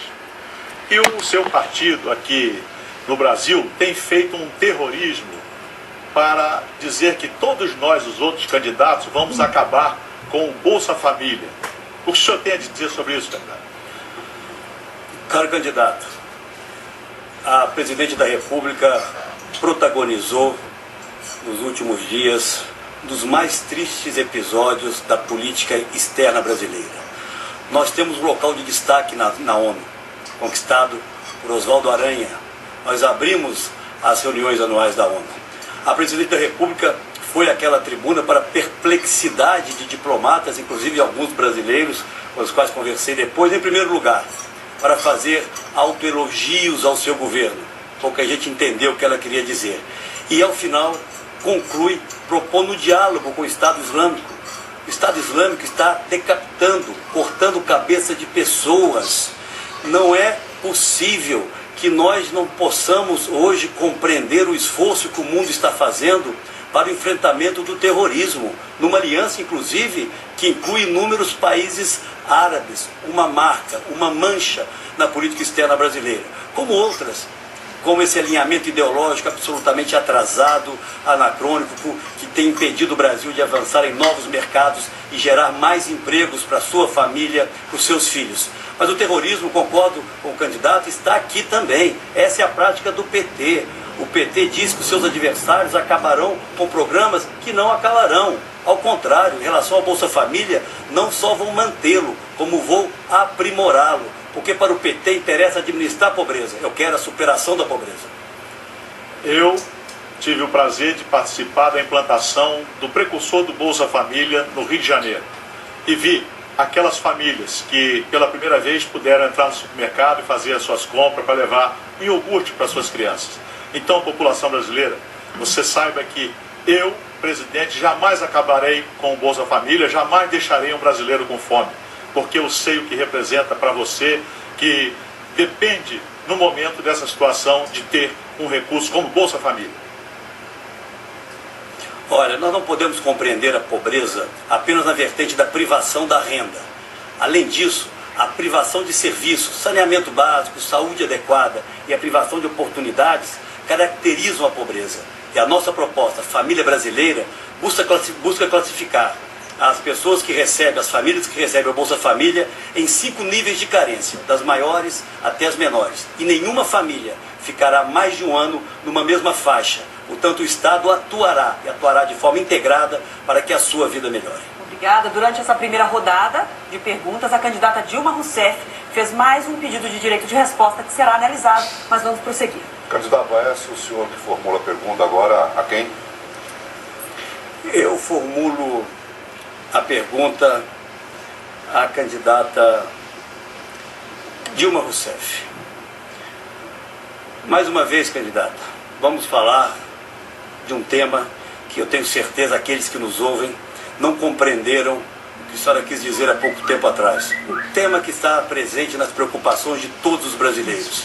Vou poupá-la do tema da corrupção. Quero falar de segurança pública. O governo que a senhora preside não tem investido sequer metade dos recursos dos fundos para a segurança pública. Fundo Penitenciário, Fundo Nacional de Segurança. Mais uma oportunidade eu lhe dou. Qual a sua proposta para o enfrentamento da criminalidade no Brasil? Candidato Aécio, eu já respondi sobre segurança e vou continuar respondendo. Eu tenho a proposta de colocar o governo federal atuando nesta área, porque até agora ela é prerrogativa dos estados federados, como o seu estado, Minas Gerais. Então, se aumenta as taxas de mortalidade por conta de assassinatos, decorre da política que é levada pelos estados federados. No caso, por exemplo, o estado de Minas Gerais, que o senhor governou durante muito tempo. Nós mudamos essa prática. Nós fazemos agora uma cooperação muito estreita com os estados. Criamos centros de comando e controle e atuamos de forma coordenada com os estados. Deu muito certo, e nós vamos repetir para todos os estados federados. Mas eu quero voltar na questão da corrupção. Sabe por quê, candidato? Porque na minha vida eu tive tolerância zero com crimes de corrupção. Eu, além disso, dei autonomia à Polícia Federal para prender o senhor Paulo Roberto e os doleiros todos, o que não acontecia nos governos anteriores.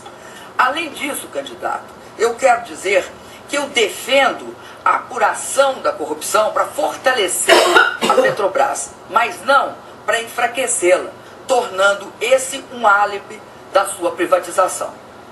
Temos votado réplica de 30 segundos do candidato Aécio.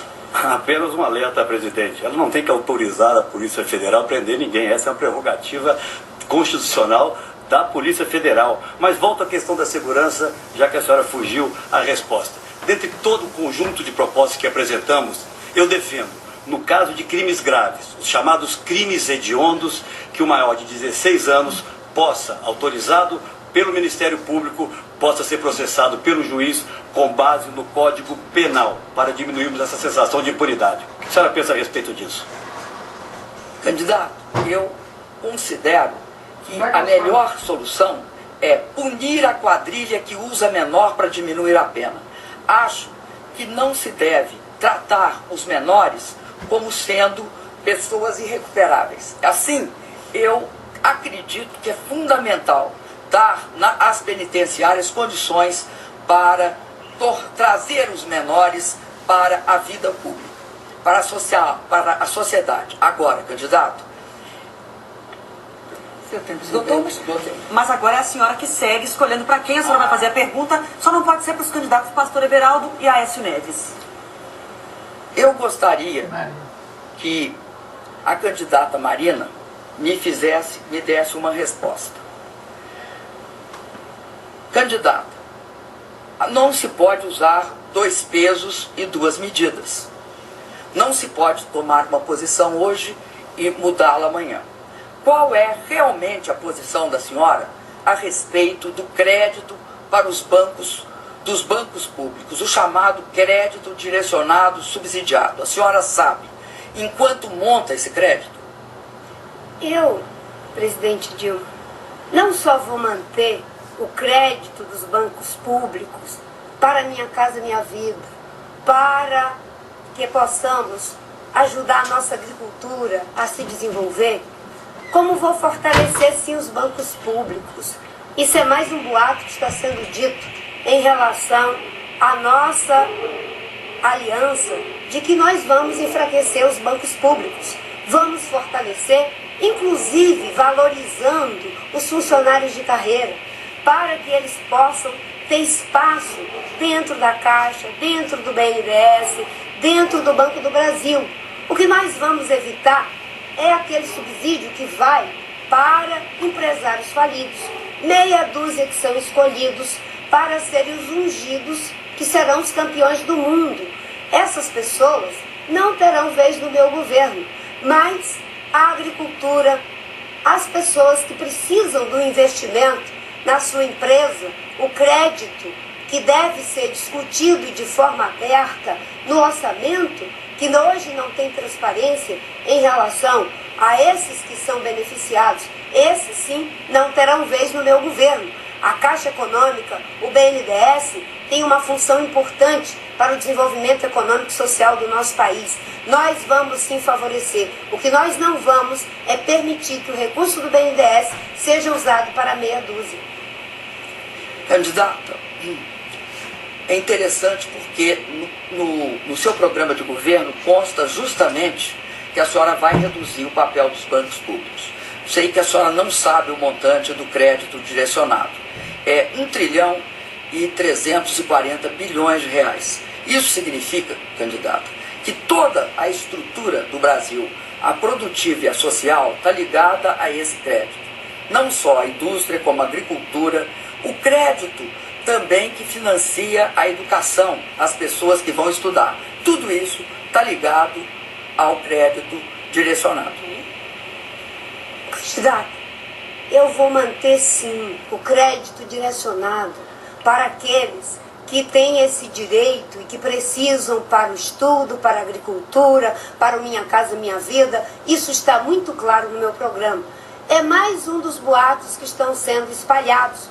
O que não vai acontecer no meu governo é o que acontece no atual governo, em que dos recursos do BNDES, cerca de 500 bilhões, 60% desses recursos são direcionados para meia dúzia de empresários. O seu comentário esgotado, candidata.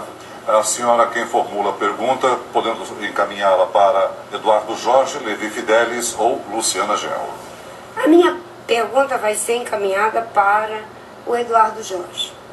Eduardo, a saúde pública tem se constituído um grave problema ao longo da vida. No atual governo ela tem se agravado. Só em São Paulo temos cerca de 1 milhão de pessoas nas filas à espera de consulta. Eu sei que você deu uma contribuição nesse tema e hoje, no atual governo, nós não temos uma proposta clara. Eu tenho um programa e estou dedicando 10% da arrecadação bruta para melhorar a qualidade da saúde. Marina sabe que eu tenho toda uma vida ligada a isso e continuarei tendo, porque sou médico concursado e vou continuar trabalhando na Secretaria Estadual de Saúde pela construção do Sistema Único de Saúde no Brasil, que é a política social, a reforma social mais ampla e generosa que a nossa Constituinte Democrática começou no nosso país. E é um processo, está em construção. O povo reclama, tem razão de reclamar, porque ainda falta muito. O Brasil trabalhou, o Brasil avançou durante esse período, todos os governos federais, estaduais, municipais, profissionais de saúde, mas ainda o povo quer mais e precisa mais. Por isso, as duas faces da moeda têm que ser vistas. O Brasil avançou, o SUS é um caminho, mas o povo tem razão de reclamar mais. Um dos elementos, a Marina tem razão, é que precisa de mais recursos. Eu estou solidário com essa reivindicação, que é uma reivindicação dos profissionais de saúde já de longo tempo, desse aumento de recursos. Vamos ver como é que vai se conseguir isso, porque a divisão orçamentária é um problema, você sabe, não pode ser da noite ao dia, mas isso é um horizonte que nós devemos buscar. Mas eu insisto naqueles outros 2 pontos. A necessidade de que a saúde tenha a colaboração das outras políticas públicas. Se eu não tiro o petróleo e o diesel das cidades, eu não vou deixar de envenenar nunca as pessoas que estão morrendo. 1 a cada 1 milhão por dia aqui no Brasil. A promoção da saúde. E em terceiro lugar, Marina, a centralidade do Programa Saúde da Família. Este é o programa central, é o programa que deve ser o farol do Sistema Único de Saúde no Brasil. No meu governo, nós vamos implementar o Cadastro Único de Saúde, para que as pessoas possam ser atendidas como merecem. A pior coisa que existe é quando você está doente, tem um familiar doente e anda de hospital em hospital sem ser atendido como acontece hoje. Milhões de pessoas ficam até 3 meses para fazer o exame. É por isso que o Saúde Mais 10, combinando com outras saúdes públicas, vai sim resolver o problema da saúde que está colapsada no nosso país. Candidato, sua réplica. O orçamento superior lá em Brasília é uma necessidade. Agora, Marina, não só o orçamento. O problema de gestão é fundamental. Veja o Sistema Nacional Inglês, que foi o paradigma da reforma lá atrás na Constituinte. Tem os clínicos gerais, 40% dos médicos são clínicos gerais, e ele ordena todo o atendimento. Esse que é o papel originário, pensado para o Programa Saúde da Família, e que nesses 12 anos foi abandonado. É isso que tem que ser retomado. Mais dinheiro, mas tem que ter gestão certa do Sistema Único de Saúde. Agora o candidato Eduardo Jorge segue escolhendo para quem vai. Sua pergunta pode ser para Levi Fidelis ou para Luciana Genro. Luciana, agora eu vou para esse. Luciana, nós estamos aqui vivendo já 20 anos de governos dos partidos da família socialista, social-democráticas, Partido dos Trabalhadores, Partido Semi-Marxista, o PSB, um partido socialista lá brasileiro. E, no entanto, 20 anos passados de governo e continua mofando no Congresso a emenda constitucional que reduz a jornada de 44 para 40 horas. É realmente impressionante como a classe trabalhadora brasileira não encontra respaldo nessa família socialista. De socialista eles não têm nada, Eduardo Jorge. E é por isso que eu acho que é muito importante ter lado na política. Porque quando nós governamos, tem que escolher ou se governa para os banqueiros, ou se governa para os trabalhadores, ou se governa para o agronegócio, ou se governa para o povo. E essa lógica de achar que vai unir todo mundo é uma lógica falida. O PSOL é um partido socialista de verdade e nós apresentamos no nosso programa medidas de transição. São medidas que apontam para reformas radicais, no sentido de que elas vão à raiz dos problemas. A reforma urbana para garantir moradia, a reforma agrária para garantir terra, a tributação sobre as grandes fortunas, que é um imposto que está lá na Constituição e não é cumprido. Foi o Fernando Henrique, inclusive, que propôs, mas o PSDB não defende, nem o PT defende, porque o PT, o PSDB e o PSB da Marina estão unidos em defender uma política de manutenção de tudo que está aí. E o que está aí, o que é? É os bancos lucrando muito enquanto o povo está endividado. É um sistema da dívida pública que faz com que 5 mil famílias, as mais ricas do Brasil, acumulem uma riqueza em média de 400 milhões de reais. Não precisa ser socialista para tomar medidas que defendam os interesses do povo. Mas, infelizmente, só os socialistas de verdade, como os socialistas do PSOL, realmente têm coragem de enfrentar esses interesses dos banqueiros, das empreiteiras e das multinacionais. Pode prosseguir. Não existe um Vaticano vermelho para dizer se é socialista de verdade ou não é verdade. A verdade é que a social-democracia, o Partido dos Trabalhadores, o Partido Socialista e vocês, o PSOL, são partidos da grande família socialista. Variados partidos socialistas. O que interessa, o que eu quero denunciar para o povo brasileiro, é que existe uma emenda constitucional, passando de 44 para 40 horas, uma reivindicação histórica da classe trabalhadora brasileira, que abriria mais oportunidades de trabalhos. E esses partidos, a família socialista, não votam no Congresso Nacional a emenda de 44 para 40 horas. Réplica? É verdade. Eu trabalhei muito quando era deputada federal para que essa emenda das 40 horas fosse aprovada, porque isso poderia garantir uma maior geração de emprego. E as maravilhas do desenvolvimento tecnológico do capitalismo deveriam servir para melhorar o bem-estar do povo. E isso significaria reduzir a jornada de trabalho, as pessoas poderem trabalhar menos. Mas o capitalismo não permite isso, porque a lógica do capitalismo é a lógica de enriquecer, o lucro acima da vida, o lucro acima do bem-estar das pessoas. Por isso não aprovam as 40 horas. Candidata Luciana, a sua pergunta para o candidato Levi Fidelis. Levi, não vou fazer conversa de comadre contigo. Vamos debater uma coisa que talvez nós tenhamos uma diferença. Os homossexuais, travestis, lésbicas sofrem uma violência constante. O Brasil é campeão de mortes da comunidade LGBT. Por que as pessoas que defendem tanto a família se recusam a reconhecer como família um casal do mesmo sexo? Jogo pesado aí agora, hein? Nessa esse jamais deveria entrar. Economia, tudo bem.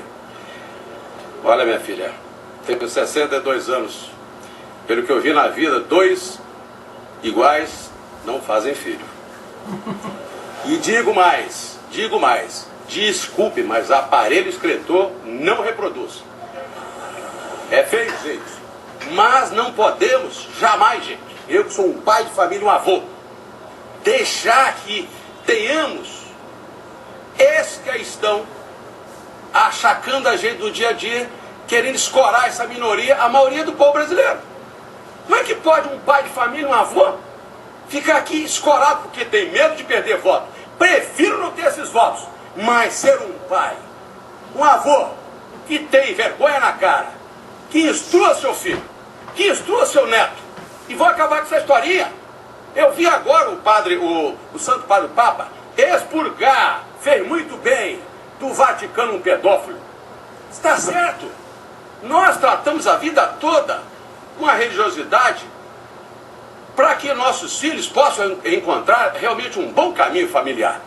Então, Luciano, eu lamento muito que façam bom proveito que querem fazer e continuar como estão. Mas eu, presidente da República, não vou estimular. Se está na lei, que fique como está, mas estimular jamais a união homoafetiva. Infelizmente não está na lei, Fidelis. E o casamento civil igualitário é fundamental para que nós possamos reconhecer juridicamente como família, qualquer tipo de família. Eu acredito que sou uma das que mais defende a família nessa campanha eleitoral, porque eu estou defendendo todas as famílias. Não importa se são 2 homens, 2 mulheres, o que importa é que as pessoas se amem. E para combater a discriminação, a homofobia, a transfobia, é fundamental reconhecer o casamento civil igualitário. Candidato, 30 segundos para a sua tréplica. Luciana, você já imaginou o Brasil tem 200 milhões de habitantes? Se começarmos a estimular isso aí, daqui a pouco vai reduzir para 100. Vai para Paulista e anda lá e vê. É feio o negócio, né? Então, gente, vamos ter coragem, nós somos maioria. Vamos enfrentar essa minoria. Vamos enfrentá-lo, não ter medo de dizer que sou o pai, mamãe, vovô. E o mais importante é que esses que têm esses problemas realmente sejam atendidos no plano psicológico e afetivo, mas bem longe da gente. Bem longe mesmo, porque aqui não dá. Obrigada, candidato. Antes de prosseguirmos para a próxima última pergunta, eu quero informar que o pedido de resposta da candidata Dilma Rousseff foi negado. Então nós seguimos agora com a pergunta do candidato Levi Fidelix, que deve formular a pergunta para o candidato Pastor Everaldo. Por favor, 30 segundos. Pastor Everaldo, vamos a um tema internacional, porque esse aí é muito pequeno, embora importante para tratarmos aqui do nosso país. Estou preocupado com as relações que o nosso país está tendo ultimamente aí com o BRICS, estimulando com 50 bilhões, aliás 100 bilhões de reais, 100 bilhões de dólares para estimular essa relação bolivariana na América Latina. O que você me diz a respeito disso aí?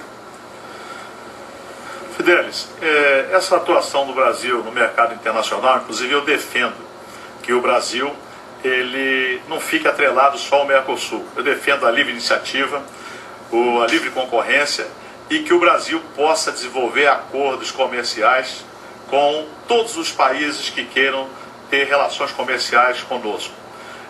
O que eu discordo, e até escrevi sobre isso, desse dinheiro do banco não ficar no Brasil. É isso que do BRICS eu concordo com essa atividade, que desde que fosse mantida aqui no Brasil, para que um país que está em desenvolvimento como o Brasil pudesse ter a primazia de ter esses recursos e ajudar a geri-lo. Então, eu acredito que nós devemos desenvolver, não podemos ficar fora do contexto global que estamos hoje, da nossa economia, da maneira que nós estamos colocados aí, atrelado somente ao Mercosul, nós não podemos fazer certos contratos e relações comerciais que sejam de interesse do Brasil.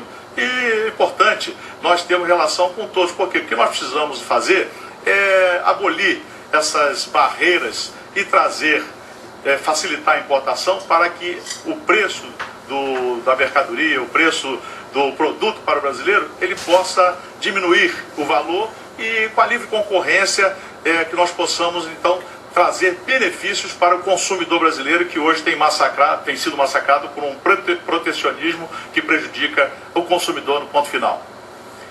Everaldo, meu receio é que esse dinheiro do BRICS, China, Rússia, Estados Unidos, Brasil, Sul da África, ou seja, esse conjunto de países, vão ser destinados para os países bolivarianos. O Evo Morales vai mandar mais cocaína para cá com essa grana. Cuba vai fazer mais porte Mariel para contrabando. E ela louca da Cristina Kirchner, lá da Argentina, vai importar mais carros da China e menos do Brasil, gerando então problemas para a nossa nação. Eu acredito, Levi, que se nós tivermos, se Deus quiser, a partir do 1º de janeiro, um novo governo que vai tratar essa questão, que nós de maneira nenhuma vamos continuar alimentando governos que não têm direitos humanos, que não respeitam a liberdade, onde não se pratica a democracia. Então eu acredito que é muito importante para nós abrirmos, estabelecermos relações comerciais com a América do Norte, com a Europa, com a Ásia, enfim, para melhorar a situação do nosso querido Brasil. Obrigada. E assim nós encerramos o 3º bloco do debate entre os candidatos à presidência. Depois do intervalo, cada candidato fala diretamente com você, eleitor. Eleições 2014, o voto na Record.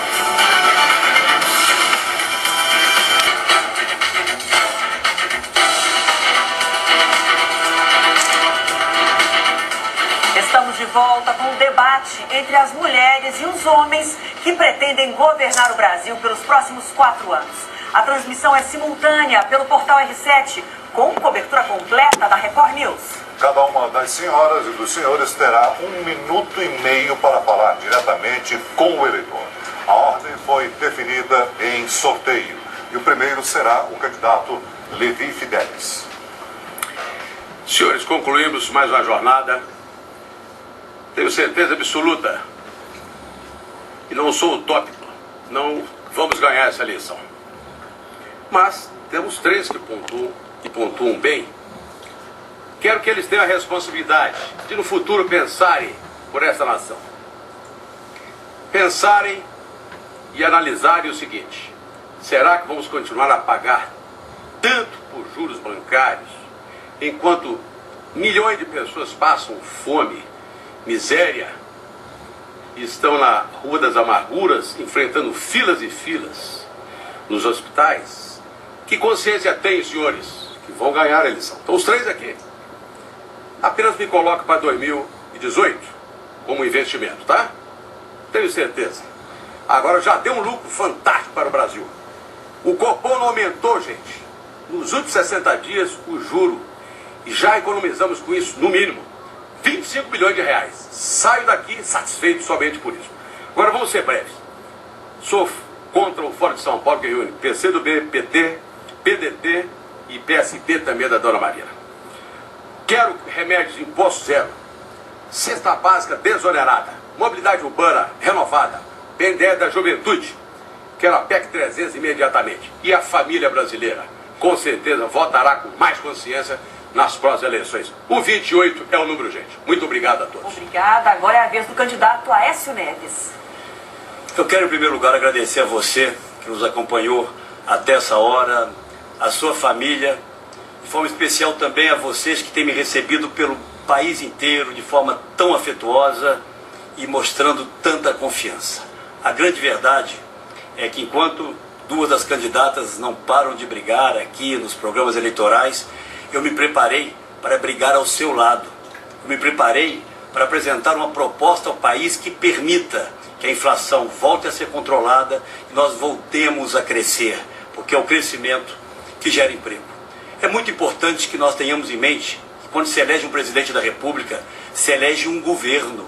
E eu busquei, ao longo de todos esses últimos anos, os quadros mais preparados do país. Não do meu partido apenas, muitos de fora do meu partido, sem partido, gente de educação, gente da saúde, da assistência social, da economia. Porque nós temos nas nossas mãos uma oportunidade muito, mas muito preciosa de fazermos o Brasil se reencontrar com os brasileiros. É muito importante que você reflita antes da escolha do próximo domingo. Porque refletindo, tenho absoluta convicção que você vai perceber que o governo que está aí perdeu as condições de governar. E a outra candidata que aparece pontuando nas pesquisas, infelizmente ainda não adquiriu essas condições. É por isso que eu peço o seu voto para fazer um governo decente, eficiente, em seu favor. O tempo agora da candidata Dilma Rousseff. Meus amigos e minhas amigas, no próximo domingo, nós vamos às urnas para decidir o que queremos para o futuro do Brasil. Nesse momento, todo mundo deve se perguntar: quem tem mais capacidade e experiência para manter o que já conquistamos, para mudar o que é preciso e para fazer mais? Quem tem força e apoio político para fazer as reformas que o país exige? Quem tem compromisso verdadeiro com os trabalhadores, com seus direitos e com as suas conquistas, nos tempos bons e nos tempos difíceis? Quem enfrentou a pior crise internacional, aumentando os empregos, os salários e o investimento? Quem tem firmeza para defender e projetar o Brasil no cenário mundial? Quem preparou o Brasil para um novo ciclo de desenvolvimento? Um ciclo gerando emprego, gerando salários adequados, formando os brasileiros e colocando a educação no centro de tudo. Eu peço que você reflita sobre todas essas questões. Eu tenho certeza que ao responder essas perguntas, você vai fazer a melhor escolha. No próximo domingo, vamos todos votar com consciência, com paz e amor no coração. Humildemente peço seu voto. Muito obrigada por tudo. Obrigada. Agora é a vez do candidato Pastor Everaldo. Reafirmo o meu compromisso em defesa da vida do ser humano desde a sua concepção. Sou contra a legalização das drogas. Sou a favor da família tradicional. Defendo a livre iniciativa e a meritocracia, para que você, trabalhador, que se esforça, que tem o seu mérito, possa ter acesso aos bens e serviços que você produz na sua vida e que hoje, lamentavelmente, eu vou ter que repetir. É um mar de corrupção que tem campeado o nosso país. Então, você trabalha, produz, paga o seu imposto e depois o seu dinheiro está indo pelo ralo da corrupção. Sou a favor da liberdade de imprensa sem marco regulatório. Eleito presidente, trabalhador brasileiro, a partir de 1º de janeiro do ano que vem, todo trabalhador que ganha até R$5.000 estará isento do imposto de renda. Meus queridos prefeitos, tenho um compromisso com vocês. Eleito presidente a partir de 2015, estarei refazendo o Pacto Federativo e aumentando em mais 2% os recursos para o Fundo de Participação dos municípios. Quero agradecer à Record, a você que ficou conosco até agora e aos candidatos e peço o seu voto. Vote a favor da vida, da família e do Brasil. Vote 20, Everaldo presidente. Muito obrigado e boa noite. Agora a vez é do candidato Eduardo Jorge. Vocês já conhecem, de certa forma, as nossas teses, as teses do Partido Verde que eu venho defendendo. E tem sido enorme a aceitação. As redes sociais não param de mandar mensagens, críticas, propostas, perguntas, no metrô, no trem, na rua, nos parques. As pessoas falam comigo. Estamos com vocês, simpatizamos com as suas ideias. No entanto, acontece um fenômeno. Muita gente que quer votar no Partido Verde em Eduardo Jorge no 43, fica com medo que essa eleição se decida no primeiro turno. E fica pensando, será que a Marina vai ganhar no primeiro turno? Será que a Dilma vai ganhar no primeiro turno? E aí, às vezes, não voto no candidato do coração deles, que sou eu. Então, eu falo, amigos, façam as contas, vai ter segundo turno. As duas vão estar lá. Pode votar o último lá no segundo turno. Pode votar, escolham as duas no segundo turno. Agora, no primeiro turno, e para isso que existe o primeiro turno, é o voto da razão e do coração. Você tem que votar no que você acha melhor, no que mais identifica vocês. Isso, então, é muito importante para nós do PV. Eu preciso do voto e da força do PV para influenciar no segundo turno, defender nossas teses junto às duas. E, principalmente, preciso do voto dos deputados federais e estaduais do PV para que isso que eu falo agora continue sendo discutido por mais 4 anos em todos os estados e na Câmara Federal lá em Brasília. Por isso, voto 43. Obrigada, candidato. Agora é a vez de Marina Silva. Por favor, candidata Marina Silva, 1 minuto e meio. A sociedade brasileira tem acompanhado quem são aqueles que estão comprometidos com a mudança. A aliança que eu represento apresentou um programa de transformação que debate saúde, educação, segurança pública, o passe livre para os estudantes, que vai sim criar a escola de tempo integral em todo o país em 4 anos, que está comprometida com o fim da reeleição, que quer apenas um mandato para começar as grandes transformações que ainda não foram feitas, manter as conquistas e corrigir os erros. Uma candidatura que está comprometida em unir o Brasil, acabar com a polarização do PT e do PSDB, que há 20 anos estão no poder, se revezando, e que já não se escutam mais. E se não se escutam mais, não tem condição de ouvir o Brasil. Ouvir o Brasil é respeitá-lo naquilo que você mais precisa, ter um programa para enfrentar os problemas. Eu, com apenas 2 minutos, me esforcei para apresentar propostas, para fazer o debate, não o embate. É por isso que nós vamos sim para o segundo turno. E aí, com tempos diferentes, com tempos iguais, não mais com tempos diferentes, nós vamos sim poder mostrar quem é que de fato está comprometido em manter as conquistas, o Bolsa Família, o Minha Casa Minha Vida. Eu tenho esse compromisso de vida e vou mantê-los. Tempo agora para a candidata Luciana Genro. Eu e o meu vice Jorge Paz queremos agradecer a enorme acolhida que temos tido nas ruas e nas redes sociais.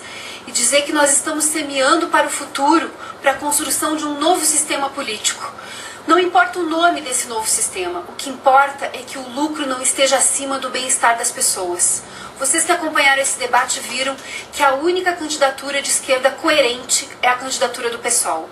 A única candidatura que tem a coragem de dizer o que os outros não dizem, de defender a tributação dos bancos, das grandes fortunas, a pauta das mulheres, da comunidade LGBT. A única candidatura que realmente tem uma proposta de mudança estrutural na política econômica desse país. Por isso, nós pedimos o seu voto. As bancadas do PSOL nas Assembleias Legislativa e na Câmara Federal são sempre consideradas as melhores e mais combativas. Jean Willis, Ivan Valente, Chico Alencar são considerados os melhores deputados do Brasil. Nós precisamos aumentar essa bancada. Cada voto que você der no 50, para mim como candidata a presidente, para os nossos governadores, para os nossos deputados estaduais e federais, você estará fortalecendo estas bandeiras que eu vocalizei aqui. Bandeiras que não são minhas, bandeiras que saíram às ruas em junho de 2013, bandeiras que são da juventude, dos trabalhadores, do povo, bandeiras que precisam ser vitoriosas. E para que elas sejam vitoriosas, nós precisamos ter cada vez mais força. Por isso pedimos o seu voto, no 50. Muito obrigada. Eu é que quero agradecer agora a você de casa que nos acompanhou até esse momento. Obrigada a todos os candidatos e candidatas pela participação neste debate aqui na Record. Depois do intervalo, você acompanha uma análise desse encontro. Fique com a gente. Eleições 2014, o voto na Record.